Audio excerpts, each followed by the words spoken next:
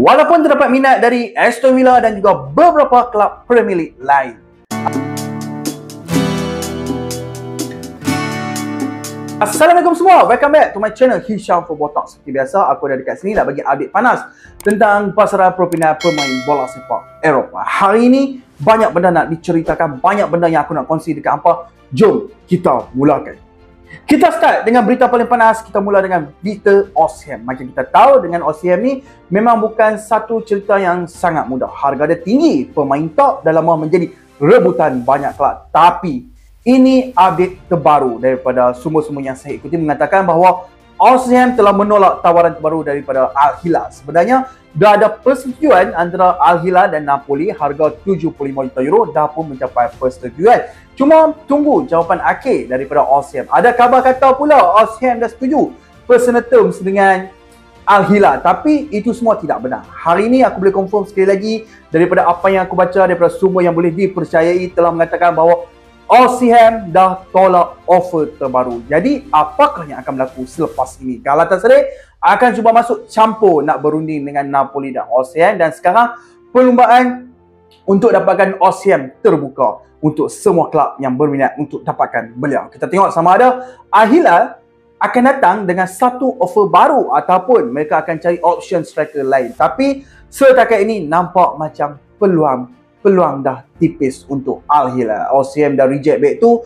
Story panas untuk follow rapat pada minggu ini. Masih lagi dengan Al Hilal, mereka juga buat offer besar untuk pemain pertahanan kiri AC Milan iaitu Theo Hernandez. Agreement dah ada antara Al Hilal dan Milan, tapi belum mencapai sebarang persetujuan lagi dengan Theo sendiri. Agreement Milan dan Al Hilal ada, tapi no agreement dengan Theo Hernandez. Jadi satu lagi story yang masih lagi terbuka, kita follow mengenai cerita ni juga. Dan masih lagi mengenai AC Milan, Mike Maignan. Chelsea push sangat-sangat kuat untuk mendapatkan beliau. Masih lagi cerita yang sangat-sangat panas, dan Chelsea dah hantar tawaran baru sebanyak 15 juta euro. First bid daripada Chelsea adalah sebanyak 10 juta euro, and then dapat tambah pula menjadi 15 juta euro. Tapi buat masa ini belum ada sebarang keputusan lagi sama ada Milan nak terima tawaran tersebut ataupun mereka akan tolak mentah-mentah tawaran tersebut. Dan kedua-dua kelab masih lagi berbincang. Chelsea nak settle cepat benda ni, dan mereka kalau boleh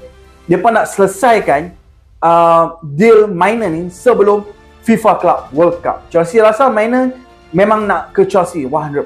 Personal term dah setuju, tapi Milan buat masa ini tak terima lagi harga 15 juta euro. Perbincangan masih lagi aktif. Chelsea dan Milan masih berhubung lagi. Kita tengok sama ada Chelsea akan menaikkan tawaran ataupun move on saja daripada mendapatkan Mike Maignan. Ini story yang tengah bergerak sangat-sangat lagi, dan ia adalah satu story yang kita harus follow, dan ia adalah satu cerita yang sangat menarik. Satu lagi story tentang Chelsea.